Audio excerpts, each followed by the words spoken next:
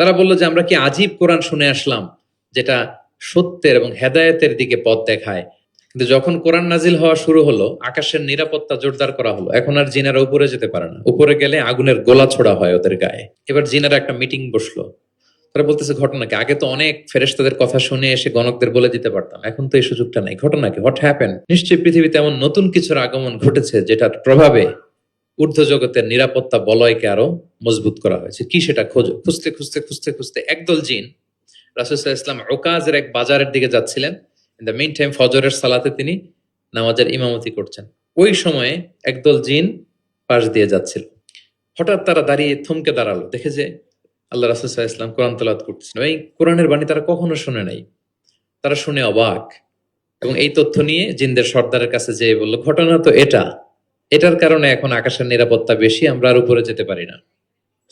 তারা যেয়ে বলল যে আমরা ঈমান এনে ফেলছি ওই নবীর উপর। ইন্না সামি'না কুরআনান আজাবা ইয়াহদি ইলা রুশদি ফাআমান্না বিহ।